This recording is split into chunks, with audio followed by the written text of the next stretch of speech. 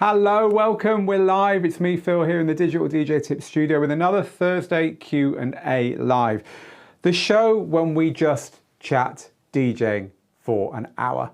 So welcome, good to be here. It's been a very busy week in the world of DJing, as we all know, if we're watching what's going on. There's been a load of new gear in the last week or so. The Pioneer DJ Flex 4 controller, the SC Live 4 and 2 from DJing DJ last week, and a big price drop on those two as well, so they're good value for money at the moment. We spotted a new app for Rekordbox on iOS and Android as part of the release of that unit we just talked about. So there's a video of that over on Digital DJ Tips YouTube, and also you can find that article I'm showing you now on the Digital DJ Tips website, which is all very interesting. So there's a lot going on in DJing. We're here to talk about it. And not only that, whatever it is you want to talk about. Here at the school, we divide DJing into 5 big areas.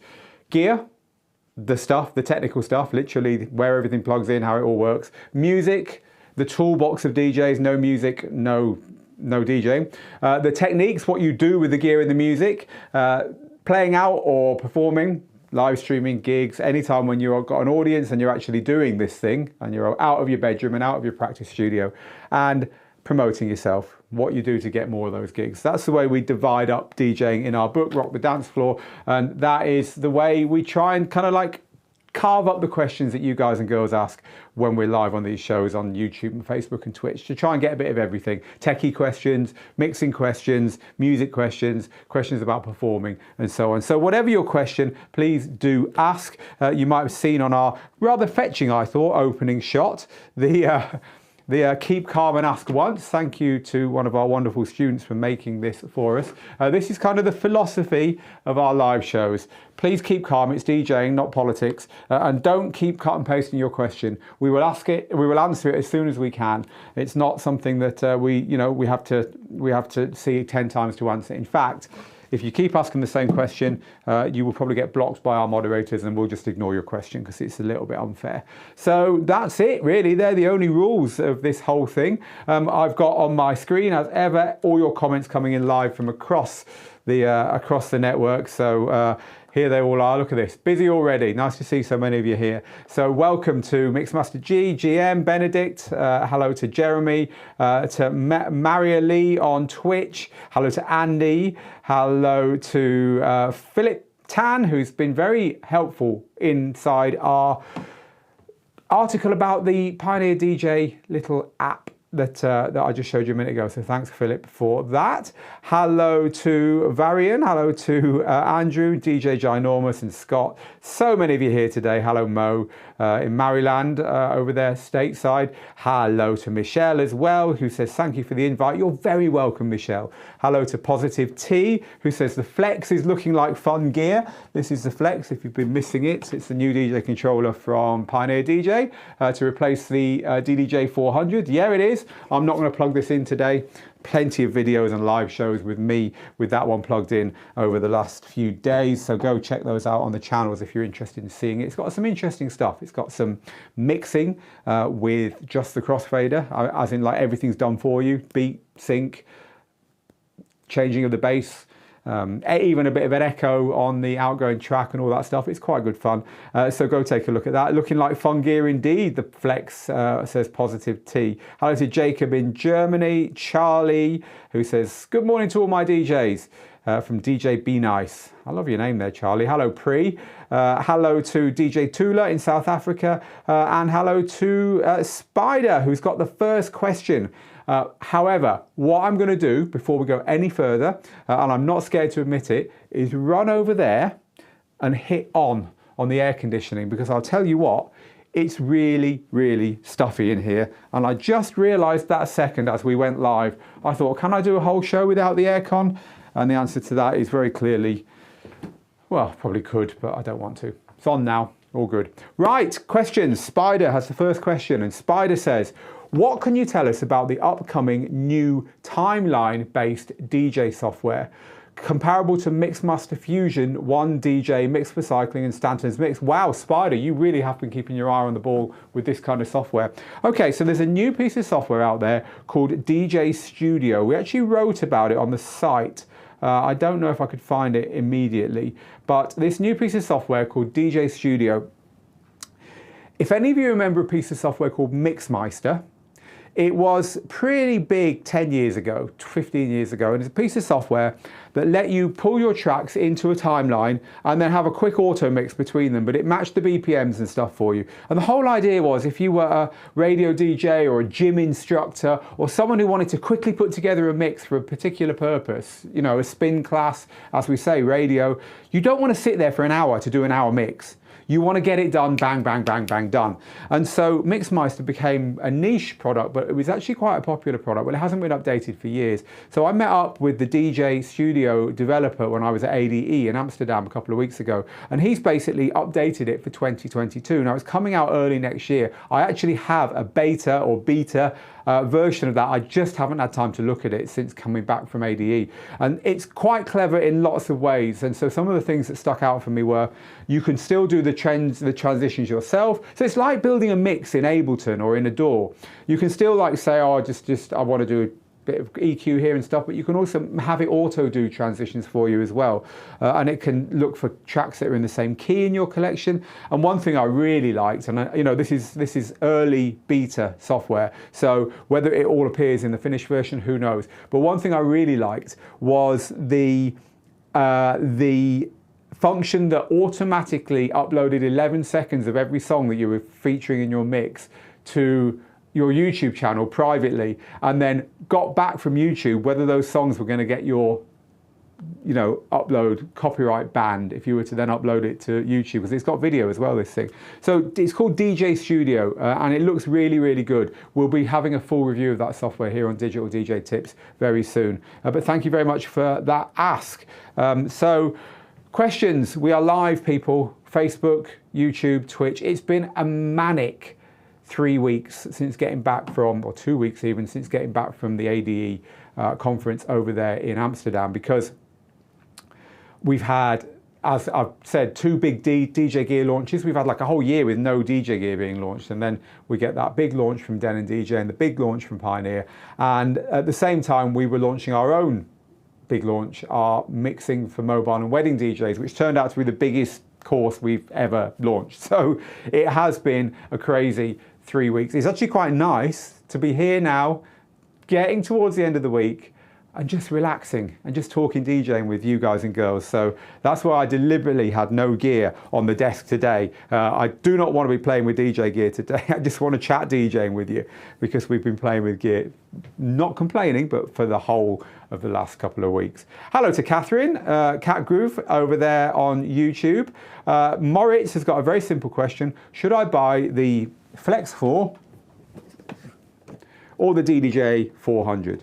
Buy the Flex 4 because it is the DDJ 400, just improved in so many amazing ways. Mainly the flexibility. Microphone goes through the unit and into your computer, so you can use it for live streaming. It works with Serato as well as Rekordbox. It's got the USB-C sockets and power socket in the back, so you can plug it into your phone or your tablet to use the forthcoming Rekordbox for iOS and Android software. So it's got so much more flexibility. Plus it's got really fun effects and auto mix features. So go for the Flex 4. Hello to the Ruckus. What's good, my peeps? Hello to Izuru in Sri Lanka and to DJ88. So Varian has got a question over there on Facebook. Varian says, on some of my record pools, some of the same songs have different key analyzed. I use Serato, but also I use mixed in key. When mixed in key says the same as Serato, but TuneBat says something different, which is right? Okay. Let's talk key mixing for DJs. Key mixing for DJs is awesome. Key mixing is a way of having your software analyze the musical key and then giving you that information in a way that you can use as a DJ. In other words, you can spot other tracks in the same key, and more fun, other tracks in a similar key that means that they'll mix harmonically. And so it's a great tool, and people get really het up about the fact that it's a science and an art. So my friend Yakov, who is behind the Mixed in Key platform, which is the best key mixing software out there, by the way, as far as accuracy goes. My friend Yakov did a little experiment once. He got some musicians, some trained classical musicians into a room, and he played them various pieces of music that he'd analysed on his software because he wanted them to tell him what key these pieces of music were in. And he said it was like putting a load of Mac and Windows users in one room and asking them to argue about which is best. He said that they just couldn't agree. Now, that shows you that even if trained musicians are struggling to agree on whether musical key is this or that on any given piece of music, then an auto algorithm is not going to always get it the same as another auto algorithm. I'll give you two examples as to why. The first example is that there are two keys in music, or rather there are pairs of keys all the way through the musical key varieties that are effectively the same because they use exactly the same notes. So every single major key, and a major key is like, think of any nursery rhyme. All nursery rhymes are in major keys. They're happy, kids like them. Every single major key has a minor key which is related to it. It's actually called the relative minor. And the relative minor key, think dance music, you know, on and on and on. It never ends. It's always got something left to come, right? If dance music was kind of like nursery rhymes, it would just, you'd want it to end and then go quiet again. Dance music for that driving feel tends to be in a minor key. So every major key has a minor key that's related to it. And the reason it's related is it uses exactly the same notes. Exactly the same notes. It's just that the start and end point is at a different place in the scale, and that's what gives it that major feel and the minor feel. A lot of DJ software will assume that because you're a DJ, every track you have is likely to be in a minor key, and it will bias towards the minor key, even though that might not be correct. And so just taking that on its own, that could give you different results depending whether you analyze it on DJ, which is one of the softwares that actually is quite biased in that direction, the DJ Pro AI app, compared to Rekordbox, compared to Mixed in Key, etc. And so then there are a couple of keys that are very, very close, like one note apart. So literally, like to use our example, the key of C and the key of A minor, we were just talking about them, the relative minor to the major. You've got the key of F and the key of G as well, which are very, very similar to the key of C. They're very closely related to it. In fact, there's only one note difference between the scales that those are the root chords of. And that means that your software might get confused between those, because if the song doesn't have that one note in that's different, then that track could be in the other key because there isn't any proof it isn't. So this is why it's an art as much as a science, and it depends on the song. A song could be in a key, but it could also work well in another key, etc., etc. And there's other keys that are related to the ones I've told you about. It is a fascinating world, but it is not a world that is totally scientific, because music is not totally scientific. Music is an art. The notes may be presented in such a way that it might be in one key, but it feels like another, etc. The big thing to worry about, rather than, oh, well, you know, Beatport says it's in this key, but Mixed in Key says it's in that key, and then Rekordbox says it's in another key. What do I do? The big thing that you need to do is be consistent in the software that you use to analyze the key in your music library. If you always use Mixed in Key, it will always bias in the direction that it thinks is going to give you the best results.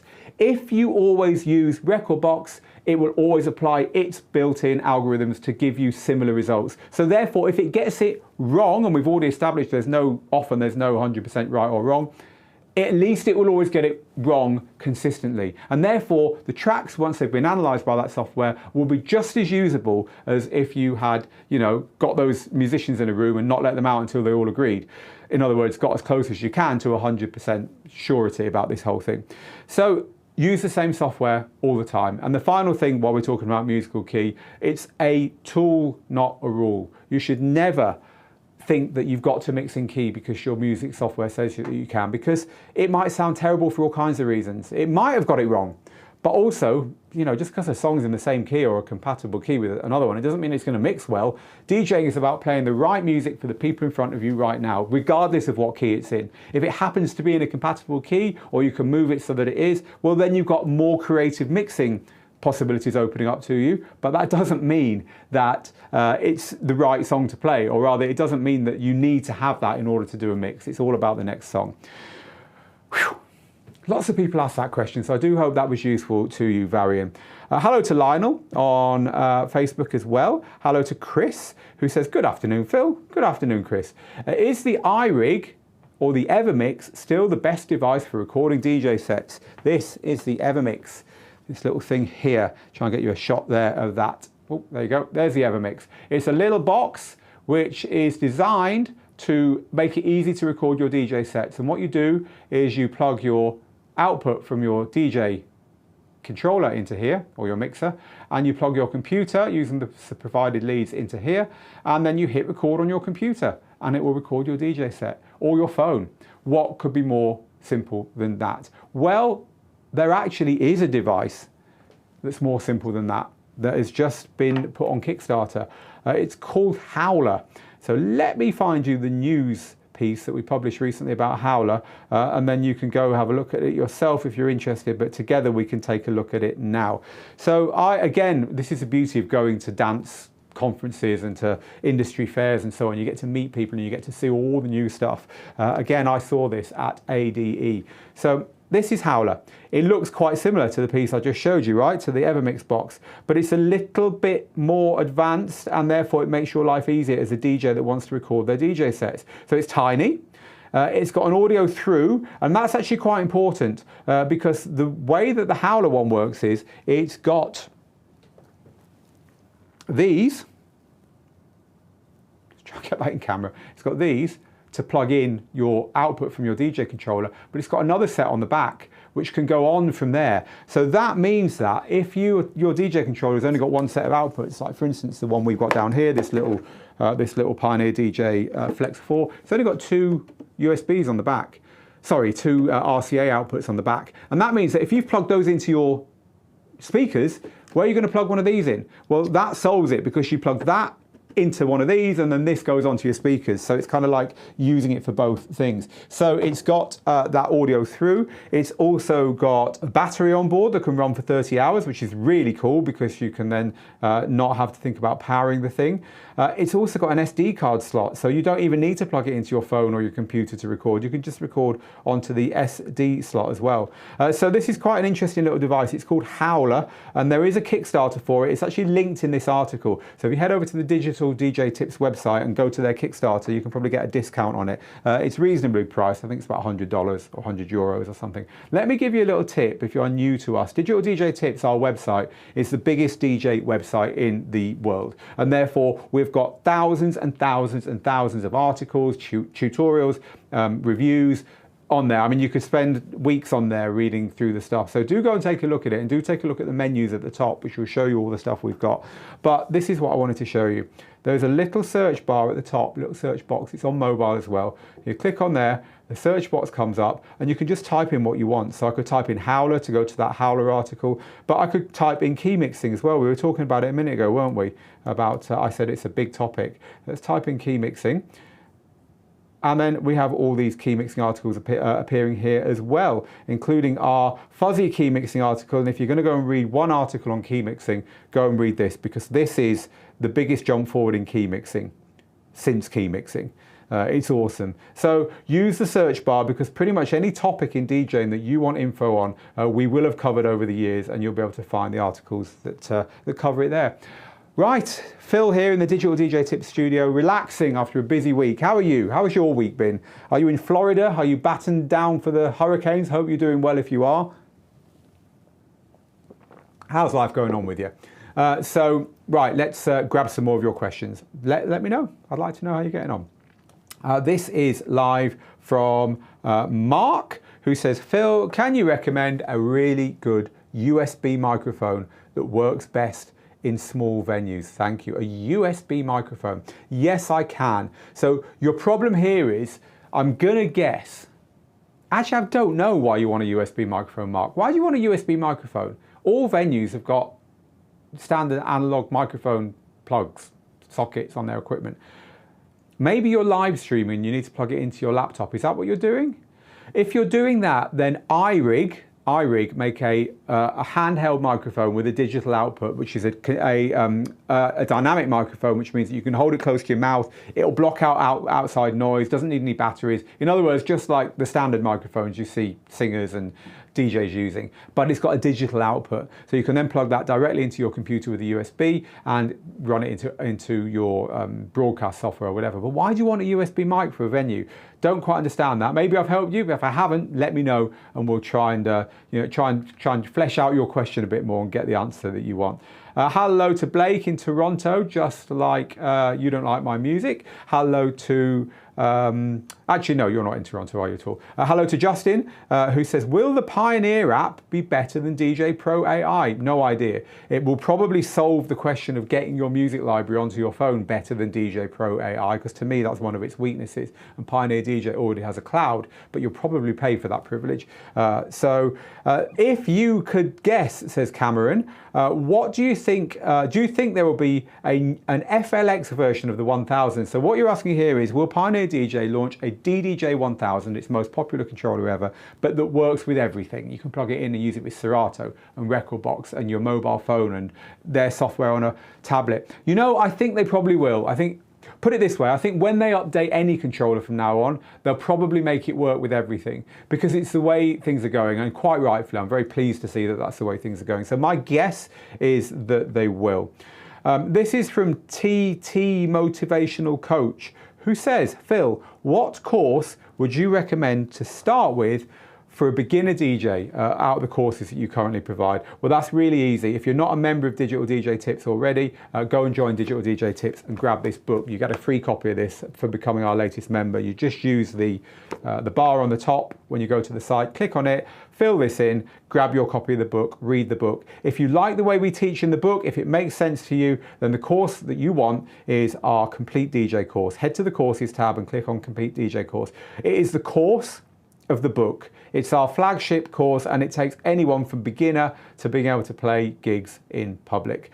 So do take a look at the Complete DJ course. It is definitely the place to start once you've checked out the book and you like the way we teach. We have a very particular way of teaching here. As I said, we teach the 5 areas of DJing: gear, techniques, music, playing out and promoting yourself. They're actually all in the book. I think it's on page 7 of the book. We start off by telling you all about that. That's how important these things are to us. So grab the book, have a look at the way we teach. If you like it, come and get the course of the book. The course of the book is a phenomenal investment in your DJing. Thanks for the question. Right, so more of your questions. We're live on all our channels, which means that you can ask on Facebook, YouTube, Twitch. It will all come through to my big computer here, which contains all your questions live. And I absolutely love it. It's like being in a big online pub and just chatting DJing over a beer. So hello to Leekso, who says, you're the man, the myth, the legend. Oh, shut up, Leekso. Thank you anyway. Hello to Ricky in New York City, DJ Stu C. What are your thoughts, says Jermaine, on Lexicon DJ? I need to overhaul my DJ library. Right, so let's talk about Lexicon DJ for a second. Lexicon DJ is an app which is designed to help you, put your music library, your whole music library, in one app that can do loads of stuff to it, much more than any of your DJ software can. So let's just go and have a look at it, and I'll show you. This is a Lexicon DJ website. So think of it as kind of iTunes, but for DJs. It's got all the stuff in it that iTunes hasn't. So you can do key stuff, you can do energy levels, you can do your look at your waveforms, and you can add cue points and loops and so on. You can store your whole library in the cloud if you want, which means that you've got one big backup of everything. And it's really a big Swiss Army knife for your DJing. But the really nice thing about it is that once you've done all that stuff, you can then click a button and it will send all your work back down to your DJ software.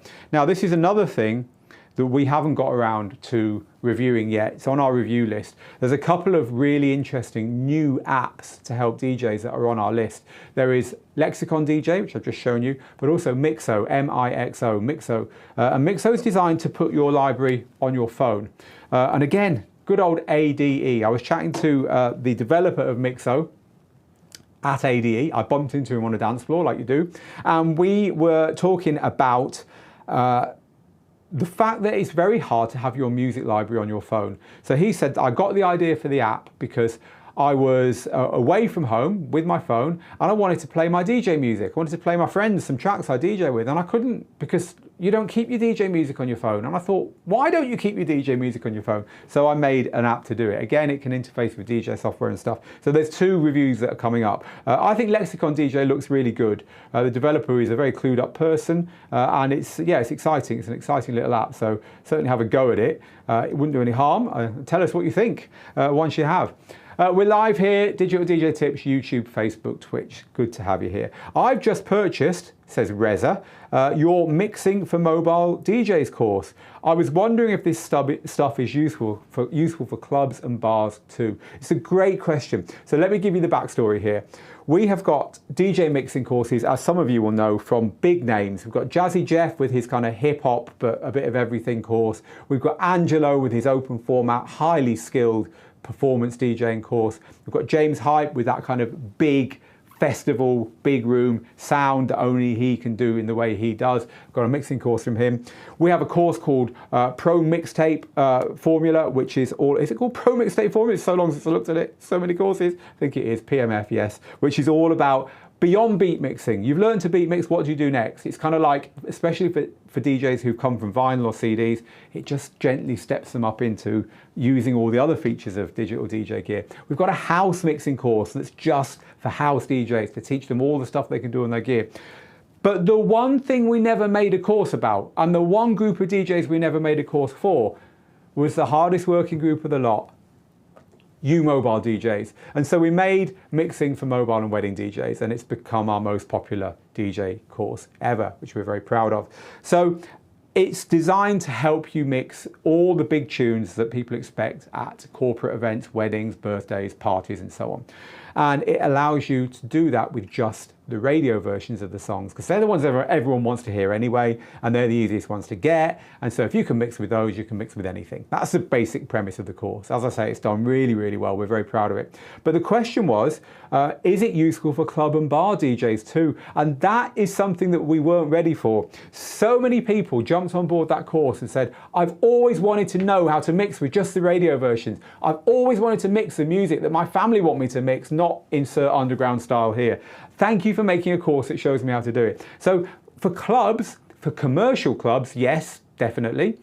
But also I think for bars and lounges and beach bars and barbecues and you know, outdoor swimming pools and hotels and all that kind of stuff, it really is the course that teaches that stuff, and we weren't ready for that. We hadn't kind of like considered that when we launched it.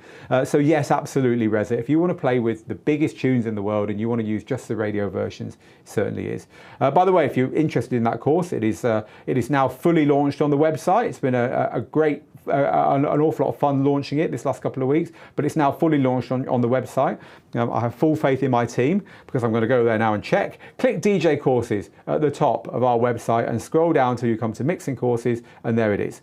Mixing for Mobile and Wedding DJs, right at the top of the course. Click there, and if you click play on the video there, there's within the first 2 or 3 minutes, it's only like a 6-minute video. Within the first 2 or 3 minutes, you'll hear half a dozen examples from myself and from Steve Canuetto here at Digital DJ Tips of the kind of mixes we're talking about, and that will definitely help you to decide if it's the course for you, if it's the kind of mixing that you're interested in. Right, more questions. What have we got next coming up? This is from Jack. Lots of people talking about this, and quite rightfully. It's going to be a big DJ controller, this one. I might put it on the desk to save me having to keep bending down. Jack says, is it better than the Hercules 500 I just purchased? Look, they all do the same bloody thing. If your Hercules 500 does everything you want, it lets you mix your music, it's got some nice effects on it, everything works, you like to use Serato, which it works with, then you don't need this. These are all the same. All these $200, $300, $400 controllers are the same with slight differences. So don't worry about it. The one you've got is absolutely fine. fine. The next controller you should be thinking about, Jack, is in a year, 18 months time, when it's time to buy something for a 4-figure amount of money. By then, you'll be sure what to buy. And that will normally happen when you're starting to get paid gigs, because that's when you can justify spending that kind of money on a DJ controller, right? You're starting to get paid gigs and you think, you know what, I'm going to put some of this money back and I'm going to buy myself a pro piece of gear. That's the time to think about new gear. Forget about that now, Jack. Learn the skills. You've got the gear. The 500 is a wonderful controller. Stop looking over other people's shoulders. Start learning to DJ on what you've got. What you've got is fantastic. So the questions are piling in now. GM says, I used to have that software, Mixmeister. Yeah, Mixmeister. I used to have it as well. Blake says, I'm getting excited. I'm playing a cheeky little Christmas rave here in Toronto on December the 17th. Awesome. Nice one, Blake. Enjoy your cheeky little Christmas rave. The old school DJ says, hi, Phil. In fact, your name is spelled the old cool DJ. I like what you did there. Says, I'm loving the new mobile mixing course. I'm looking forward to using some of the mixes at a wedding on Saturday. That's great to hear. Jacob says, do the goodies on the Flex 4. And the goodies on the Flex 4 are these buttons here. This button here, which gives you some pretty cool effects when you're mixing. And this button here, which turns the filter into some pretty cool macro effects. So they're the goodies. It says, do the goodies work in Serato the same way that they do in Rekordbox? They don't. And we didn't demo them because Serato themselves, Pioneer themselves said, yeah, they kind of work in Serato, they're not very good. So if Pioneer is saying that, we couldn't be bothered plugging it in to check that they weren't lying to us. So they kind of work in Rekordbox, but not the same, Jacob. In Serato, but not the same. You know, the thing with these controllers, this controller here is Serato and Rekordbox. It's written on the controller, which is lovely. It's lovely to see that they're making gear for all platforms and not tying it down to one. But that said, there's always a primary platform, and the primary platform on this gear is Rekordbox. You know, on some of the scratch mixes and so on, the primary platform is Serato, even though it still works with Rekordbox. So the primary platform is always going to be one where the features work the best. So just be aware of that, of what the primary platform is for the gear you're buying.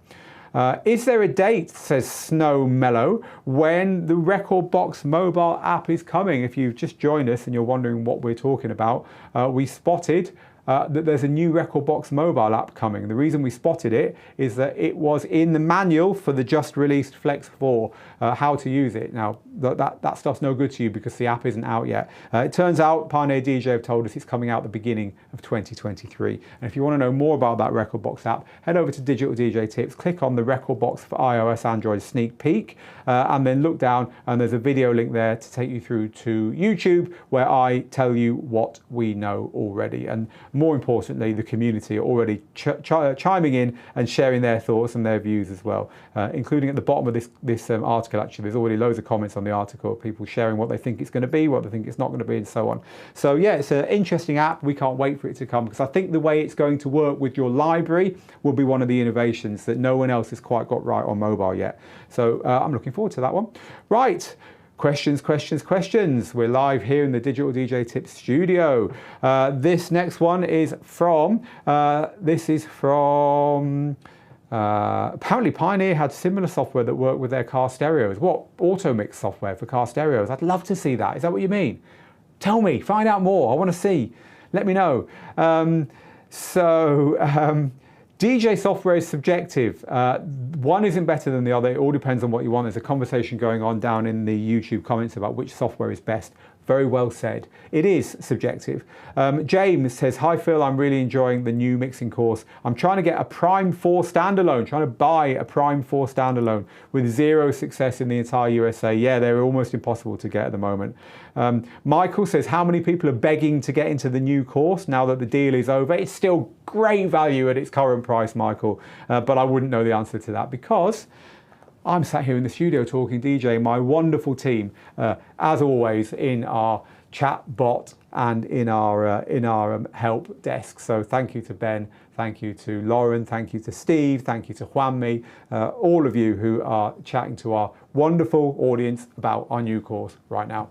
It saves me having to do it. I mean, it gives me time to do the stuff I've got to do. That is how a politician would say what I just said. Right, so I'm still waiting to get new info, more info, says Kevin, on the Rane controller, the new Rane controller. Yeah, we've had lots of teases of the new Rane controller, haven't we? and it looks like a controller for stems. It looks like they've gone really heavy on Serato stems on that controller. And so Kevin's waiting for more information. You see, the thing is, when you've got a piece of equipment that requires a piece of software to work, the two need to be in step, right? And so I would imagine that they're working together to make sure the software's right and the hardware's right. And so it's going to be down to both Serato and Rane as to when that gets released. And we don't have a date yet. Generally, when you don't have a date, it means it's not imminent. So hopefully soon, but we don't know yet about that one. The Ruckus is pointing out that we're still waiting on the Mix on 8. Mix on 8. I didn't forget about that. Someone else reminded me about that today. Let's have a look at the Mix on 8. Let's get excited about something else. This actually looks really, really nice. So the Mix on 8, again, you know what to do now. Head to the search bar at the top of our website and type it in. Mix on 8 is a DJ controller from Reloop that is due for Serato and for DJ Pro AI. They launched it months ago, like in June, but it's not going to be available till probably December. And so this is a professional controller. It's like it's expensive. I don't know what it is, but it's going to cost you more than $1,000. It is, you know, metal construction, an awful lot of features on it. We don't know an awful lot about it, but as you can see, we do have photos, we do have pictures of the front and the back, and it's got a lot of stuff. You know, you can plug everything you want into it there.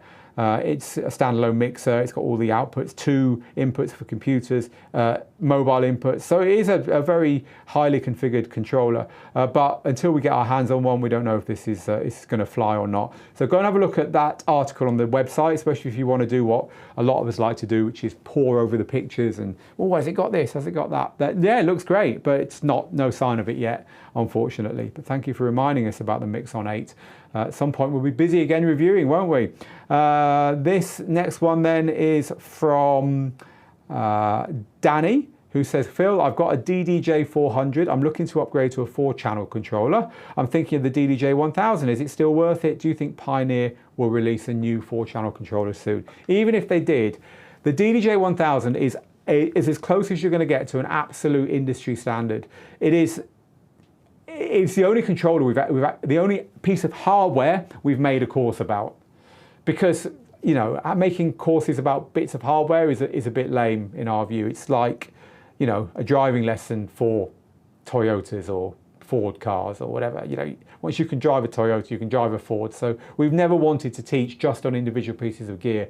But the DDJ 400 is so popular. There's so many of them out there, and it is different to other controllers. It's got a club layout, which at the time was very innovative.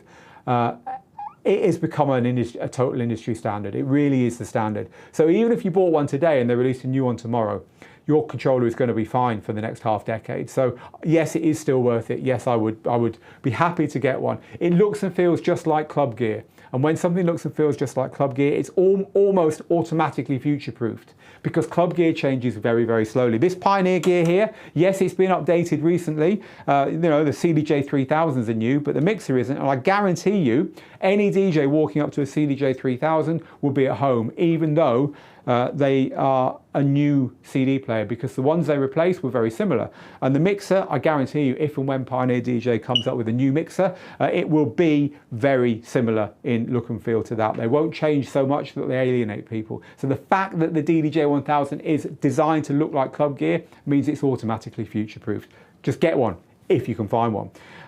This is from Andrew, who's got love for the Flex 4. Andrew says, I may have to get the Flex 4. I've got the 400 for small gigs and for playing around, but the Flex 4 sounds awesome. If you've got the 400, I wouldn't worry too much about this unless you want to use Serato, or unless you want to use the there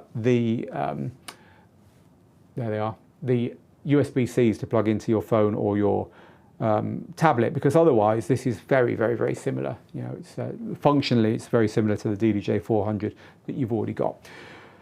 What time is it? How are we doing, people? Quarter of an hour to go. It's been a really busy week. It's lovely to just chat DJing with you for an hour here at the end of the day. So look, if we don't get around to all your questions, well, obviously I know we're not going to. Don't worry. We're going to get to you afterwards. Now, the best place to ask questions is on Facebook, even if you don't use it for anything else. The reason is that the questions you ask on Facebook stay underneath the video forever. So we can answer them tomorrow, next week, whenever we can get to the comments and do that for you. On YouTube, unfortunately, they kind of stay in the chat and they get lost, and then the video goes live and it's like a new video with 0 views again and no comments underneath, and we can't come back and answer them quite so easily. And on Twitch it disappears. So Facebook, if you can, people, just because then you'll definitely get an answer even if it wasn't a live answer. I've ordered the Flex 4, says Kevin, for a backup controller and to use with mobile. Cool. The DDJ 1000 will always be worth it, says the Ruckus. So we've got a DDJ 1000 fan there for sure. Here's a different question. This is moving on to talking about music. Isuru says, what's the best DJ pool? So a DJ pool is a place where you can subscribe and then get unlimited new music that's optimized for DJs. So it's the kind of music DJs would play, so don't expect to find too much opera in there or, you know, progressive rock or whatever. It's dance music of all types. And it will often be DJ edits that have got beats at the beginning and end, or that start with an a cappella and then the music arrives, or that are clean edits if they're not available, or short edits so that you can just play some beats, verse, chorus, beats, and get out of there. So they are optimized for DJs, these pools. You're meant to be a working DJ to join them, although if you can prove that you have played a few gigs, that's normally enough. And once you've joined, you get access to all this music without any limits. So they're pretty cool if you're a working DJ and you can justify the cost. It costs you a lot more per month than like Spotify, for instance. So you do need to think whether you can justify it. But if you can, they're pretty cool. The best DJ pools, well, the most popular one is BPM Supreme among our audience. The next most popular one is probably DJ City. And the next most popular one, and the one, well, no, probably isn't the third most popular, but it is the one I would recommend over a lot of the others, because a lot of the others are just doing what BPM Supreme and DJ City do, but just with, you know, fewer people subscribing to them. But this one's a bit different, which is Zip DJ. Zip DJ is very good for house music. So if you're a house music fan and you want a pool, because most of them tend to be commercially biased. So if you're into playing commercial venues, great. But if you want a bit more underground house and its subgenres, you'll find that on Zip DJ. Cool. Okay. Hello to Danny, and to, did I say hello to you at the very beginning, Mixmeister G? I can't remember, but you're just pointing out that the keys on Beatport and stuff, when they tell you the musical key when you buy something from there, aren't the most reliable. Yeah, I would say always analysing your software, but stick to the same software. Back to that little thing. Do you need to use USB cables with your computer when you're using ProLink with the CDJ 3000s? Right, this is a question about the CDJ 3000s. You can hardly see them, but I do have some here off camera. The CDJ 3000, we need to get a camera over here, don't we? Right there above the CDJ 3000s. I think we'll do that next. I've got a new boom arm somewhere. Do you want to see a boom arm? Shall I run and get my boom arm? Come on, let's talk cameras. Because this thing here actually is really, really useful if you are someone who live streams and you want a way to have an overhead camera. Because let's face it, if you're a live streamer, people want to see what you're doing, don't they? And so we've got these things all over this studio. This studio's got a false ceiling, so we can't screw anything on the ceiling. This is a boom arm, right? So you screw this to the wall, and then this extends so that you can have this extended or pushed down or up, and then it's got like 2 telescopic bits here, and your camera screws on the end there, and then that can go directly over. So that camera I've got over the top there is exactly on what I was holding up there for you. It's on a boom arm, and it's just solid above our DJ gear. Now you can get these for not an awful lot of money on Amazon and so on. You don't need to buy the big names. You know, Manfrotto is the big name, but we've got one Manfrotto one that we bought at the beginning when we were feeling all posh, and all the other ones we've got are just copies, and they're just as good. So yeah, you can get those, and then you can attach them to the wall and then have it coming over your DJ gear. It's really cool, because if I zoomed out here, this is just a total test. It might work, it might not work. If I zoom that camera out, you can see the one above there, right? I've got a camera here on a boom arm, and you can see another boom arm at the back there. So these are really, really cool. And as I say, they're not massively expensive. So maybe you should get a boom arm. Don't know why we're talking about them. Why did we get on to talking about boom arms? got absolutely no bloody idea. Why did we get talking about that? Let's go back to the questions and see if I can find. Oh, we were talking about, yeah, I was talking about the CDJs. That's it. I'm trying to answer your question. You're probably sat there saying, Phil, are you ever going to answer my question? You're going to forget. I'm not going to forget. Do you need to use computer cables with ProLink with the CDJs? So ProLink is a way of plugging the CDJs together with the mixer if you want, so that you can put a USB into one and it will work across the whole system, and it helps the mixer work out the BPM of your tunes and stuff. It just makes it all work more like a big controller.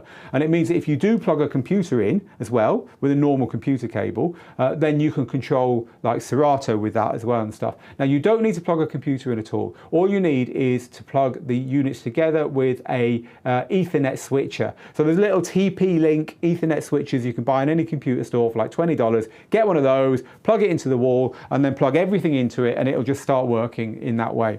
If you then want to move on and use a computer with that, so you could use a computer in all kinds of ways with Pioneer DJ CDJs, then yes, you will need a computer cable, which is just a standard computer, USB-B to USB-A or C, depending on what's on your computer. The same one that you would use to plug into your controller, basically, and that'll plug into the back of there and give you that functionality. So cool. Let's now grab and I can see that Mixmeister G, who's far more technical than me, is helping you out in the comments there as well. Philip says, I'm imagining a day when the phone can be better than a USB stick. I want to play samples off my phone. I want to load tracks to CDJs off my phone. I want to have a full charge on my phone to call Uber at the end of the night. Look, there is already, if you look at what Algorithm has done with its software, our own Layback Luke is now using his phone as his DJ computer. He's turning up in the DJ booth and he's using a very small DJ controller and his phone and just pushing the rest of the gear to one side. This is the best USB drive you could ever have, because it's a USB drive with a screen and a computer. So you can prepare all your music on it, and then when you get to the gig, just plug it into your gear and go. Believe me, it's already possible with certain systems, and it will be mainstream very soon, is my prediction. Great, you know, it's the way it's going, and it's all going to be useful and interesting for DJs. Riaz says, Phil, why do Algorithm never update their Windows or Android version? I just don't think they are a Windows. This is just me speaking off the record, as in like I haven't asked them. I just don't think they're at heart a Windows or Android company. They're at heart an Apple company. I mean, they've been on stage with Tim Cook talking about their products at an Apple keynote. You know, they love Apple. Their stuff is beautiful on Macs and on iOS devices. I just don't think it's top of their list. They're a tiny company, and I think there's already new cool things to do. Always new cool things to do with their iOS and Apple apps. That's my view. I would say that I wouldn't hold my breath if you're thinking that one day it's all going to become great on Windows and Android, because I just don't think it is with Algorithm. That's just my personal view. So back to talking about mixed in key. Kyle says, how many guests even realise that you're mixing in key? Isn't it more important to mix the beats? Well, yes, it's not an either or. You can do a lot more once you're in key, Kyle. So once you're in key, you can you can match. You don't have to wait until one song's got only drums playing to mix something else with music in. If you were to mix music over music on the beat, doesn't matter if it's on the beat, it's going to sound bloody horrible if it's out of key. So DJs traditionally played it safe and they waited till the end of songs. Nowadays, you can be much more creative mixing parts of songs over parts of other songs, and as long as it's in key, you can come up with stuff which is better than the two songs you're using. It's new, it's immediate, it's on the moment. No, it might be something no one's ever done before. So it does unleash a lot of creativity, but it's certainly not a replacement for, one, what we were talking about earlier, the right song to play next, and two, getting your timing and counting right, because those things are fundamental, far more fundamental than key mixing. Thanks for asking, it's a good question. So I've got a few questions that are too long for the chat, says Steve. Go and ask them on the Global DJ Network. Steve, the Facebook group, Global DJ Network. You're probably already in there, but in case you're not, that is the place when you want to ask longer questions that we can fit on a chat. We'd love to answer all the email questions that come in, but honestly, we get hundreds of them, and there's only 6 of us. We just can't do it. So we always push you towards the Global DJ Network Facebook group. That is actually what we say. We've got one of those replies that says, this is great, we'd love to answer you, please head over there. Because what happens is, you'll find someone in our group, someone in our network of DJs who knows more than me about what your problem is and will probably answer you quicker than I or my team can. So we all win by you doing it that way. Steve. Chris says, is it too late to get the discount on your mixing course? Yeah, that all closed, Chris. That's all closed now, but it's great value at its full price. Roman says, I'm usually doing mobile gigs for 50 to 150 people, indoors and outdoors, garden parties, that kind of thing. I do them about 5 times a year. Would you recommend to buy classic PA system, so we're talking like 2 big speakers on poles, or column arrays? So I'm not going to go into the exact models you were asking about, because we're talking about 2 types of speakers here. So unfortunately I don't have any in the studio, they're quite big, those things. Column arrays are the ones where you have like a bass speaker on the floor on what looks like a big pole, right? With nothing on the top of it. You've seen those. And then the more standard PA speakers are the ones that have just the tripod stands with a speaker on each, and then each one might have a bass bin, or there might just be one subwoofer somewhere. I think really the choice here depends upon the kind of gigs you play, because what the main PA systems, the old-fashioned style, are very good at is giving really loud music in a small area. You put 2 of those up, you point them in at the dance floor, it's going to be bloody loud on that dance floor, and it's going to be bloody loud when you're sat near those speakers, and it's going to be a great experience. When you're elsewhere, it's not going to be so loud when you're out of the pumping reach of those speakers. The line arrays, and Bose started this with its L1 speakers, are more subtle, because they're the treble speaker with this big long thing that throws the sound out in a much more dispersed way. Now this could be good and bad. If overall volume is what you're looking for, it's not as good because it disperses the audio more. But if you're like at a wedding or something where it's more about the overall experience and not totally about that dance floor, a line array is often preferred by wedding DJs, not least because, you know, a lot of venues you've got to set your gear up close to people. So if you've got a few tables and you've got a speaker right next to them, anyone who's unfortunate enough to be sat at that table, it's going to be like they're sat on the dance floor. But if they've got a line array next to them, it's not going to be like that. It's going to be more bearable for those people. So in those venues where there isn't a proper differentiation between dance floor and everywhere else, then the line arrays can be better. I would say go and try and listen to them, to be quite honest. But if it were me, nowadays, I'd probably go for line arrays. They're quite easy to pack away, they're quite portable, and they're just a little bit more versatile. Again, as I say, for those gigs where maybe you're trying to disperse the sound everywhere and you don't want the people sat near the speakers to get too, you know, punched in the face with the music. Right, whew. Let's carry on with some more questions. This is from William. I'm sure a lot of people nod along here, but also, you know, we've got a little devil on our shoulder nodding along, but here we've got the righteous little voice saying, no, come on, we can deal with this in a diplomatic way. William says, how do you convince, and he mentions Spanish wedding customers, not to drill your head from minute 1 demanding tracks even though they don't match, or in the worst case, they're reggaeton? It's a genre I can't cope with. William, I'm going to be blunt with you. If you're in mobile DJing and you can't handle requests, you're probably better off trying to be a club DJ where you can lock the door and play what you want, because you're always going to get requests. There's loads of ways of dealing with requests, and it's not just Spanish wedding customers, of course it isn't. And actually, the more drunk a crowd gets, the more likely they're going to ask for stuff. Look, if you're at a wedding and there's a Spanish Latino element, you better bloody play the music they want, because you're at a wedding. It's not about you, it's about them. So don't take those gigs. But if you are taking gigs and you know you're going to get requests and you just can't deal with requests, you just hate dealing with requests, then we've got some tips for you over on Digital DJ Tips. Again, head to the website, click requests, click the search bar, type requests in, and then you'll find loads of articles that we've written over the years about this. And here's the latest one, how to handle requests when DJing. So go and have a read, take a deep breath, and use some of the tactics there. One of my favorite tactics from back in the day was I would put my headphones on. I'd literally go like this.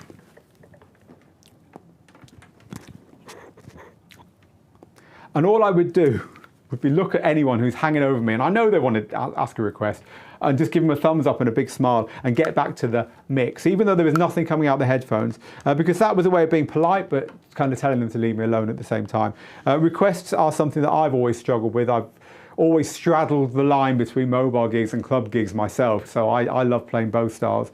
But mobile gigs, yeah, I think all DJs struggle with requests. But be diplomatic. It's their party. Ultimately, someone that they know is paying you, and if you've taken a gig, then you should a mobile gig. You should be playing for the people who are there. It's not about playing for yourself. Although I do completely sympathise with, you know, we've all got a genre we don't like, and if we've got a gig playing that genre, we're probably not going to have the best time in the world. So good luck with that, William. Morning, says Robert.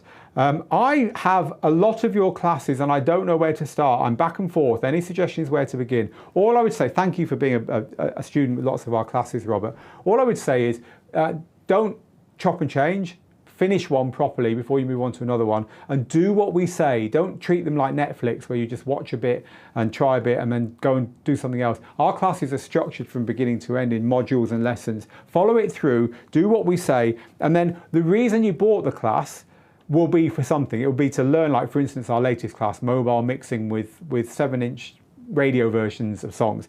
If you've bought that class, it's because you want to learn to play really good mobile and wedding gigs with radio versions of songs. So once you finish the class, for God's sake, get out there and do what the class says, because only then can you test whether you've moved on from before you bought it, right? So I think just hold yourself back and follow that process and take each one at a time. The good thing about our classes is, especially with the Black Friday sales coming up in a couple of weeks, a good thing about our classes is you can grab them when they're cheap, and Black Friday is the one time of the year when you can guarantee that's going to happen for a few days. You can grab them when they're cheap and keep them until you need them, because our classes are one payment and they are for life. So in other words, two things there really. One, myself, Steve, and the other people I've mentioned in Digital DJ Tips will always be there to help when you need our help. Every lesson has a way of feeding back to the tutor right underneath it. But two, should there be updates, you can go grab those updates whenever they come, and it will be included in the price that you've paid for the course. So for instance, we were talking today with some students about our Rekordbox DJ course. We've got a course on Rekordbox DJ, and someone was asking, is this new iOS or Android app going to be covered in the Rekordbox DJ course? And it is going to be covered in the Rekordbox DJ course because it's part of Rekordbox. So if you were someone who'd gone and bought the Rekordbox DJ course, and a lot of people have, you could rest assured that as soon as new stuff comes out, we'll be updating. Now, we never update on day one, mainly because we haven't had a chance to figure out what it is and how to teach it. But over time, these things are updated, so you're always more or less up to date with everything that's happening in that world of whatever course you've bought. So yeah, just take them one at a time. Don't rush. There's no rush. They don't expire, and we're here forever to help you.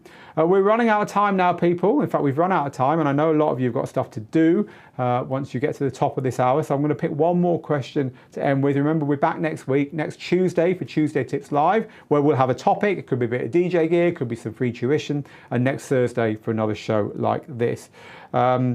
Mitchell's about to pick up a DDJ 1000. Well done, Mitchell, you found one. And some JBL 6-inch monitors, and I'm very, very excited. And James says, it looks to me like Den and DJ has end-of-lifed its Prime 4. I tried to buy one yesterday and I just missed the last two available. I'd be surprised if it's end-of-lifed the Prime 4, but maybe it has. Maybe there's a new version coming on with the changes. Don't know anything about that, but there we go. Yeah, there are people in Florida saying that there's no power. We're watching you on our mobiles. Well done, Jack. I've got nowhere near the end of the comment. I've got to about 28 minutes past the hour. So literally every single person who asked a question after 28 minutes past the hour, you're going to have to wait for us to get to you on Facebook if you asked it on there. Sorry everyone else, but you have to get your question in early. But it is still worth asking because I can see so many of you helping each other out in the comments as well. Let's grab our final one then. Let's find a final one. This is from Dangerous and Nasty. I absolutely love this. This is a great music question to end on. This is probably an unlikely scenario, says Dangerous and Nasty, but have you ever managed to successfully mix any rock and roll or metal at shows? Yes, and I bloody love it when you can get away with that. I'll give you 3 examples. The first example is Fade Out by Radiohead. Now this was cheating a bit because Paul Oakenfold many years ago did a Radiohead acid house remix. It had a thumping bass line, thumping kick drum, because it's a slow song, right? But he put a thumping kick drum on it and an acid line, like a 303 bass. And I had it in the back of my box for about 6 months on white label. I was too scared to play it. I had a residency at the time, proper club residency, used to go until 4 or 6 in the morning, and we used to get quite manic. I was too scared to play it. Anyway, one week I played it and the place went off. The place went completely off. And this was totally unreleased back in the days when stuff could be unreleased for a year in the back of your record box. And it became an absolute club anthem. And to this day, I'll meet people who used to be there at those club nights and they'll say, oh, that Radiohead song, man. So yes, there's one example. Second example, if any of you are old enough, and you will need to be old, to remember a band called The Cult. Remember The Cult? They had a song called She Sells Sanctuary. And a few times, I wouldn't say it became a regular thing, but a few times we ended our club nights with that song. And people loved it in the end. They were like, what the F is this? But then people got into it because it's a great song. And that's a pretty heavy rock song. And the other one, which anyone who, these are all old rock songs, by the way. I haven't mixed with any rock recently, but I'm giving you my experiences from the last few decades. Another one was Smells Like Teen Spirit by Nirvana. Now, we've actually got a mix with that, a transition with that in our Mixing for Mobile and Wedding DJs course, because it's such a huge song. But that is a song that was probably the first rock song that really crossed over into dance music, and it let dance crowds kind of open their ears to the fact that it doesn't have to be electronic to be a DJ song. That was huge, absolutely huge in the United Kingdom back when it was released everywhere, including on big dance floors. So much so that my friend Paul Duquesne, who had a producer named Tin Man, Paul, I think it was Tin Man, my memory is going crazy. Yeah, I'm pretty sure it was. Paul remixed that song, or rather took the big guitar riff from it and turned it into a huge dance hit, a huge club hit back in the early 90s and released it, and I think it got to #1. It was a big record anyway. So yeah, no music is off bounds is my motto, certainly. It's just how you mix it and when you choose to drop it that decides if it's going to work or not. People, we're done here. We've had our hour. It's been an absolute pleasure. It always is. From me, Phil, in the Digital DJ Tips studio, whatever you're doing this weekend, enjoy your DJing, get good, get out there, make the moments, and I'll see you again on another live stream very soon. Till then, bye-bye.